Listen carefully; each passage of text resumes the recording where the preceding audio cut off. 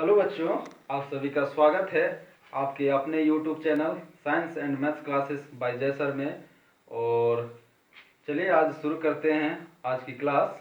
और आज की क्लास में आप जानने वाले हैं केमिस्ट्री के कुछ बेसिक टर्म्स। जैसा कि आपने लास्ट क्लास में कुछ बेसिक टर्म के बारे में जाना था, लास्ट क्लास में आपने एलिमेंट्स के बारे में जाना था, तत्व के बारे में जाना था। तो आज हम लोग जानेंगे यौगिक के बारे में, आज हम लोग जानेंगे कंपाउंड के बारे में। ओके, तो कंपाउंड क्या होते हैं, what do you mean by compound, और कंपाउंड किस तरह से बनते हैं और कैसे उनका कॉम्बिनेशन होता है। तो चलिए देखते हैं। तो कंपाउंड क्या है। एक कंपाउंड सबसे पहले डिफाइन करते हैं। A compound is a substance composed of two or more than two elements chemically combined with one another in a fixed proportion. क्या होते हैं, यौगिक ऐसे पदार्थ होते हैं जो दो या दो से अधिक तत्वों के रासायनिक संयोग के द्वारा निश्चित अनुपात में बनते हैं। दो या दो से अधिक तत्वों के निश्चित रासायनिक संयोग द्वारा बनते हैं। On the other hand, compounds have fixed composition can be broken down into elements by chemical और electrochemical reactions। और ये जो यौगिक हैं उनको हम रासायनिक अभिक्रिया के द्वारा उनको तत्वों में तोड़ा जा सकता है। यौगिकों को रासायनिक अभिक्रिया के द्वारा तत्वों में, अलग अलग तत्वों में तोड़ा जा सकता है। ठीक है, तो इसी को फिर हम हिंदी में लिख दिए हैं। एक यौगिक दो तत्व या दो से अधिक तत्वों के रासायनिक संयोग से निश्चित अनुपात में बनता है। दूसरे शब्दों में यौगिक को रासायनिक अभिक्रिया के द्वारा तत्वों में तोड़ा जा सकता है। जिन जिन तत्वों से यौगिक बना होता है उनको हम रासायनिक अभिक्रिया के द्वारा उन तत्वों में तोड़ सकते हैं, उन तत्वों को अलग कर सकते हैं। ओके, उसके बाद जो है, इससे पहले का कुछ चीज है जिसको हम बताएंगे और उसको जानना चाहिए। तो यौगिक किन से बने होते हैं, तो यौगिक तत्वों से बने होते हैं। तो तत्व कल क्या बताए थे वो आपको पता है, तो उससे आगे फिर बढ़ते हैं। तो तत्व को जानने से पहले और कंपाउंड को और डिटेल में जानने से पहले एसिटिक रेडिकल और बेसिक रेडिकल को जानेंगे। और उससे पहले हम लोग क्या करेंगे, जितने भी तत्व आपके क्लास 9th 10th और 11th 12th तक पढ़ने होते हैं, या जितने एलिमेंट से रिलेटेड आपके क्वेश्चन बनते हैं और जिनका बेसिक नॉलेज आपको चाहिए, उन सभी को जानना जरूरी है। तो सबसे पहले जो है 1 से लेकर 30 तक तत्वों को जानेंगे। 1 से लेकर 30 तक एटॉमिक नंबर वाले एलिमेंट्स को जानेंगे। फिर 30 से ऊपर जितने भी इम्पोर्टेंट एलिमेंट्स हैं जिनका यूज़ आपके सिलेबस में, आपकी स्टडी में होता है, आपके करिकुलम में यूज़ किया जाता है, उन सब तत्वों को जानेंगे। उनके एटॉमिक नंबर को जानेंगे, उनके सिंबल को जानेंगे। उसके बाद उनके एटॉमिक मास के साथ साथ उनके वैलेंसी सिंबल सभी को जानेंगे।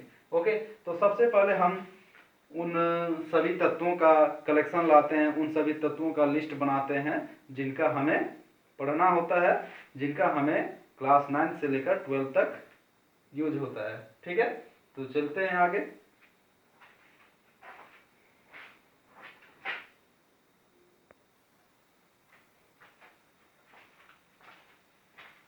हाँ, तो बच्चों ये तत्व किस तरह से हैं, तो आपका एटॉमिक नंबर 1 से जो तत्व शुरू होता है वो आपका इस प्रकार है।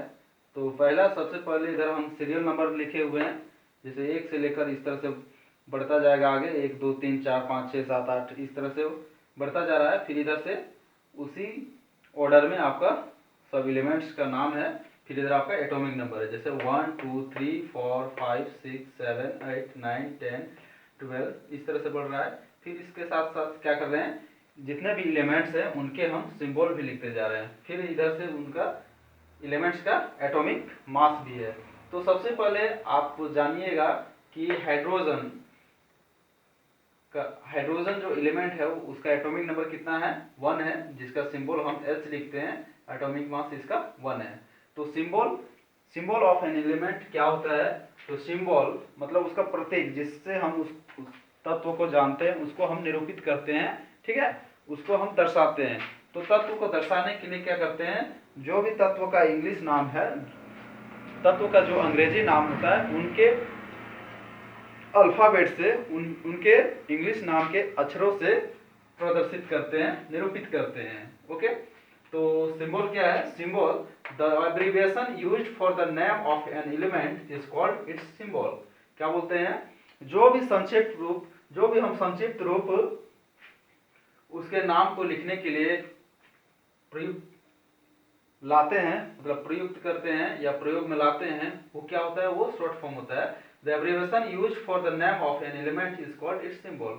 जो भी हम शॉर्ट फॉर्म यूज करते हैं वो उसका प्रतीक कहलाता है, उसका संकेत कहलाता है, उसका सिंबल कहलाता है। Okay, the symbol of an element is generally derived from its English name.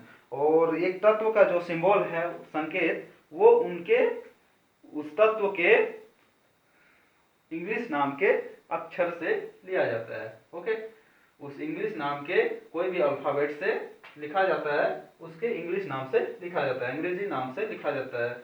The symbol of an element generally contains the first letter of its English name. सामान्यतः जो भी हम तत्व का संकेत लिखते हैं, वो उसके अंग्रेजी नाम के पहला अक्षर से, पहला अल्फाबेट से लिखा जाता है। लेकिन पहला अल्फाबेट हर एक केस में हम नहीं लिखते हैं, क्योंकि बहुत सारे तत्व हैं जिनका नाम सेम अल्फाबेट से शुरू होता है। जैसे हाइड्रोजन हो गया, हीलियम हो गया, ठीक है, तो हाइड्रोजन भी H से शुरू हो रहा है, हीलियम भी H से शुरू हो रहा है, तो फिर हम कैसे H को लिख सकते हैं, इससे तो पता ही नहीं चलेगा कि कौन हाइड्रोजन है कौन हीलियम है। तब वैसे कंडीशन में हम क्या करते हैं, एक तत्व को जब पहले जो लिखते हैं उसको तो H से लिख दिए, लेकिन उसके बाद जो फिर से आएगा हाइड्रोजन, तो उसके लिए क्या करेंगे, एक फर्स्ट लेटर यूज करेंगे, उसके बाद एक प्रिंसिपल लेटर यूज करेंगे। ओके, उस तत्व का अंग्रेजी नाम का क्या करेंगे, एक फर्स्ट लेटर और एक प्रिंसिपल लेटर यूज करेंगे। जैसे हाइड्रोजन H हो गया यहाँ सिंबल, उसी तरह से जब हीलियम भी H से शुरू हो रहा है, तो इसके लिए हम क्या ले रहे हैं, हीलियम के लिए H ही ले रहे हैं। उसके बाद आ रहा है आपका 3 नंबर में lithium, atomic number 3, symbol Li, और आपका इसके लिए लिथियम के लिए Li ले लिए। ओके, और एटॉमिक मास हो गया 7।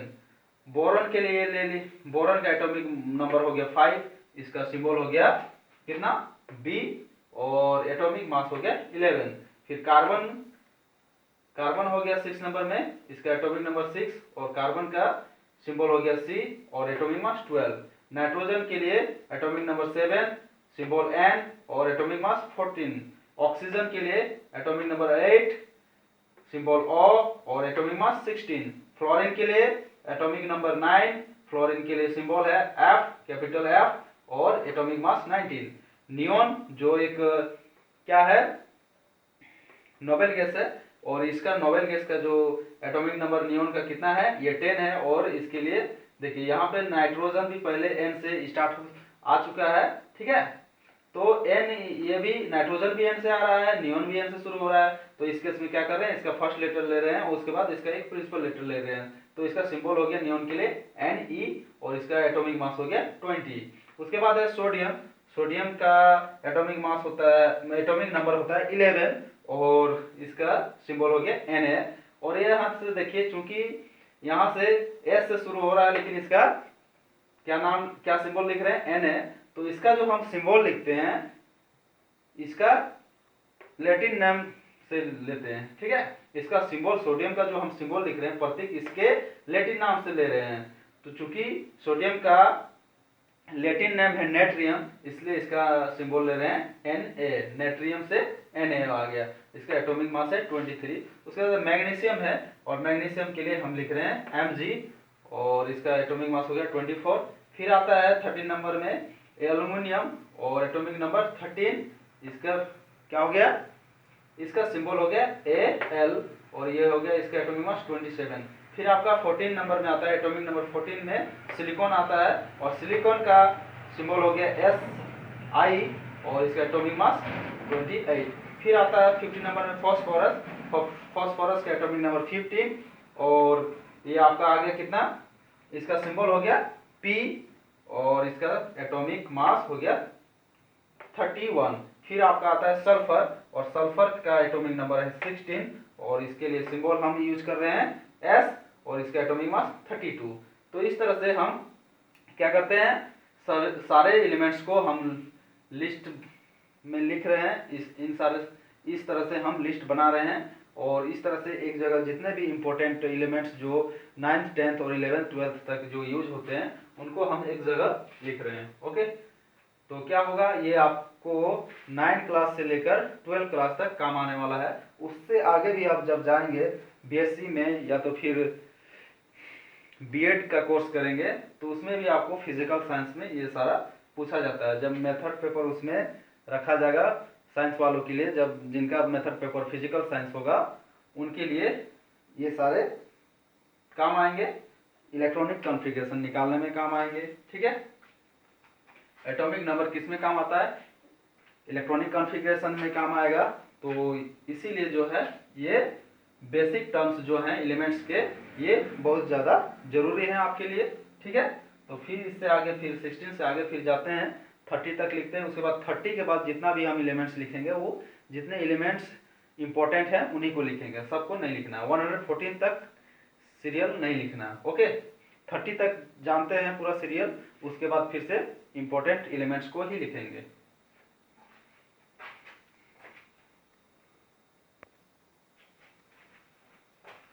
हाँ तो बच्चों, ये आपका जो है 16 से आगे है आपका एटॉमिक नंबर 17 में आपका आता है क्लोरीन, जिसका सिंबल होता है Cl, जिसका एटॉमिक मास 35.5। उसके बाद है आर्गन, आर्गन का एटॉमिक नंबर होता है 18, इसका सिंबल Ar और एटॉमिक मास 40। फिर आता है calcium, atomic number 20, symbol Ca और एटॉमिक मास 40।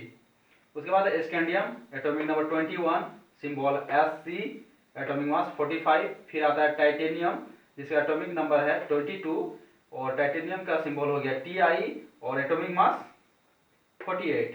फिर आपका आता है वेनेडियम, वेनेडियम का एटॉमिक नंबर 23 और इसका सिंबल है V और एटॉमिक मास 51। फिर आता है chromium, atomic number 24, symbol Cr और एटॉमिक मास 52। फिर आता है 25 में manganese, atomic number 25, symbol Mn, atomic mass 55। फिर आयरन 26 एटॉमिक नंबर और सिंबल है Fe और देखिए ये आयरन आई से शुरू हो रहा है लेकिन इसका फिर से Fe लिखा गया है। Fe क्यों लिखा गया, क्योंकि इसका सिंबल लिया गया है इसके लैटिन नेम से, इसका लैटिन नेम होता है फेरम, इसलिए इसका सिंबल हो गया Fe। ओके, तो इसका एटॉमिक मास हो गया 56। फिर आता है कोबाल्ट और कोबाल्ट का एटॉमिक नंबर 27 है और इसका सिंबल है CO, इसका क्या हो गया CO। इससे पहले भी आपका कार्बन आया था तो कार्बन के लिए हम C यूज किए थे C से, और यहाँ कोबाल्ट भी C से शुरू हो रहा है इसलिए इसका हम सिंबल क्या यूज किए CO। ओके, ये हो गया CO कोबाल्ट। और इसको भी लिखने का एक तरीका है कि हम C बड़ा और O छोटा लिखते हैं तब हम कोबाल्ट बोलेंगे और ऐसा न लिख के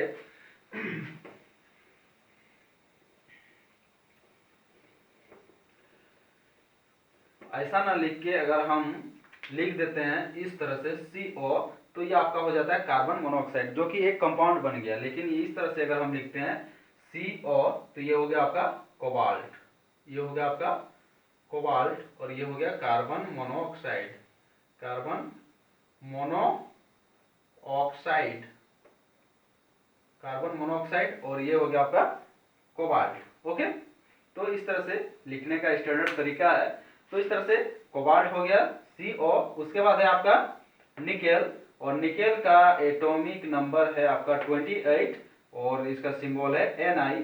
देखिए इससे पहले भी नाइट्रोजन यूज हो चुका था, नियोन यूज हो चुका था, इसलिए अब हम इसके लिए क्या यूज करेंगे सिंबल Ni। नाइट्रोजन के लिए N हुआ था, उसके बाद नियोन के लिए Ne, तो अब इसके लिए हम क्या यूज करेंगे, तो डिफरेंट होना चाहिए इसलिए हम क्या यूज किए इसके लिए Ni यूज किए, जिसका एटॉमिक मास है 59। फिर आपका 29 में आता है कॉपर, एटॉमिक नंबर 29 और सिंबल Cu। अब देखिए कॉपर COPPER कॉपर होता है, लेकिन इसका हम यहाँ कहीं पे U नहीं है, लेकिन हम इसका लिख दें सिंबल Cu। और कैसे लिखें, तो क्योंकि इसका क्या होता है, लैटिन नेम क्यूप्रम होता है, इसलिए इसके लैटिन नेम से हम लिख दिए इसका सिंबल Cu, जिसका एटॉमिक मास है 63.5। फिर नेक्स्ट है आपका जिंक, और जिंक का एटॉमिक नंबर है 30 और जिंक का हो गया सिंबल Zn, एटॉमिक मास 65। फिर आता है नेक्स्ट सीरियल नंबर 31 में ब्रोमीन, जिसका एटॉमिक मास है 35। अब देखिए 30 तक हम यहाँ पे लगातार एकदम कंटिन्यूअस क्या बोलेंगे, एकदम कंसेक्यूटिव एलिमेंट नंबर को लिखे हैं, लेकिन इसके बाद हम क्या करेंगे, उन्हीं एलिमेंट्स को लिखेंगे जो आपके लिए इंपॉर्टेंट है, जो मतलब जब आप 11th 12th पढ़ेंगे तो आपको जब क्या पढ़ते हैं ग्रुप वाइज जब आप स्टडी करेंगे तो उसमें इन सारे एलिमेंट्स के अंदर में ही सारे ग्रुप्स आएंगे, इसलिए जो है ये सारे एलिमेंट्स हैं आपके लिए इंपॉर्टेंट। तो 31 नंबर में, ये सीरियल नंबर 31 में आता है ब्रोमीन, जिसका एटॉमिक नंबर है 35 और इसके लिए सिंबल यूज करते हैं Br। इससे पहले भी बेरिलियम यूज हुआ था, जिसके लिए हम Be यूज किए थे, बोरन के लिए हम B यूज किए थे। अब फिर से यहाँ ब्रोमीन B से शुरू हो रहा है, इसलिए हम यूज कर रहे हैं Br। ओके, तो ये हो गया ब्रोमीन Br, इसका एटॉमिक मास 80। फिर हम फिर से इंपॉर्टेंट एलिमेंट को ले रहे हैं, ठीक है, 32 नंबर सीरियल है और इसमें एटॉमिक नंबर 47 वाला ले रहे हैं। ये है सिल्वर, एटॉमिक नंबर 47, जिसका सिंबल होता है Ag और एटॉमिक मास 108। तो यहाँ तक हो गया आपका इतना।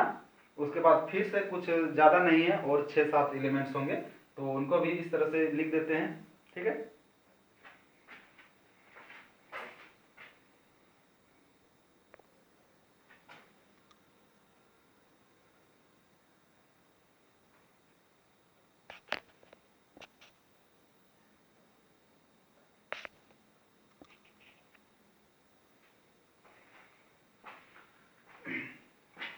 हाँ तो बच्चों, आपका सीरियल नंबर 32 के आगे अब है 33 सीरियल नंबर में टीन आता है, जिसका सिंबल होता है Sn। और यहाँ पे देखिए फिर ये टीन हम जनरली बोले हैं कि इसका सिंबल जो लिया जाता है इसके इंग्लिश नेम से लिया जाता है, इंग्लिश नेम के कोई अल्फ़ाबेट से, मतलब फर्स्ट अल्फ़ाबेट या फिर प्रिंसिपल अल्फ़ाबेट से लिया जाता है, ठीक है। लेकिन यहाँ जो टीन का सिंबल लिया गया है वो Sn लिया गया है। तो Sn क्यों लिया गया है, क्योंकि इसका लैटिन नेम होता है स्टेनम, इसलिए इसका सिंबल Sn पड़ा उसके लैटिन नेम से, और इसका एटॉमिक नंबर 50 होता है, एटॉमिक मास 119। फिर आता है आयोडीन, जिसका सिंबल है I और एटॉमिक नंबर है 53, एटॉमिक मास 127। फिर आता है आपका बेरियम, बेरियम का सिंबल हो गया Ba, एटॉमिक नंबर 56 और एटॉमिक मास 137। फिर आपका नेक्स्ट सीरियल नंबर 36 में आता है गोल्ड, और गोल्ड के लिए सिंबल है Au। अब यहाँ पे फिर गोल्ड G से शुरू हो रहा है, लेकिन इसका Au लिखा गया है। तो ये क्यों लिखा गया है, क्योंकि इसका जो है लैटिन नेम होता है यूरम, और इसीलिए उसके लैटिन नेम से इसका सिंबल लिया गया है Au, जिसका एटॉमिक नंबर है 79 और एटॉमिक मास 197। फिर नेक्स्ट आता है आपका सीरियल नंबर 37 में मरकरी, और मरकरी का सिंबल फिर होता है Hg, ठीक है, Hg होता है। और देखिए फिर यहाँ से M कहीं Hg है ही नहीं, लेकिन इसका सिंबल लिख दिए Hg। तो क्यों लिखें, क्योंकि इसके लैटिन नेम से हम Hg लिए हैं, इसका लैटिन नेम होता है हाइड्राग्राम, और हाइड्राग्राम से हम लिए Hg, जिसका एटॉमिक नंबर है 80 और एटॉमिक मास है 201। फिर आपका आता है लेड, और लेड के लिए फिर देखिए यहाँ Pb लिख दिए। तो Pb क्यों लिखें, क्योंकि Pb प्लम्बम से लिया गया है, इसका लेड का लैटिन नेम होता है Pb, मतलब लैटिन नेम होता है प्लम्बम, इसलिए इसका सिंबल लिए हैं Pb, जिसका एटॉमिक नंबर 82 है और एटॉमिक मास 207। फिर सबसे लास्ट में जो आपका आता है यूरेनियम, और यूरेनियम का सिंबल होता है U, atomic number 92, atomic mass 238। तो बच्चों यहाँ तक आपका जो है सारे एलिमेंट्स जो आपके class 9th 10th 11th 12th में यूज होने वाले हैं, यही सारे एलिमेंट्स आपके लिए इम्पोर्टेंट है। इन्हीं एलिमेंट्स के इर्द गिर्द आपका सारा जो क्वेश्चन रहता है वो बनाया जाता है, ठीक है। और वो इन्हीं एलिमेंट्स के इर्द गिर्द सारे क्वेश्चन बनेंगे, और आपको मैक्सिमम इन्हीं एलिमेंट्स का जरूरत पड़ेगा और इन्हीं का आपको स्टडी करना पड़ेगा। तो आज की क्लास के लिए बस इतना ही रखते हैं, उसके बाद फिर नेक्स्ट क्लास में आएंगे। तो अगर आप अभी तक मेरे चैनल को सब्सक्राइब नहीं किए हैं तो प्लीज़ सब्सक्राइब कर लें, ताकि मैं जब भी कोई वीडियो लाऊं तो आपको सबसे पहले नोटिफिकेशन मिल जाए और आप उस वीडियो को देख सकें। Thank you.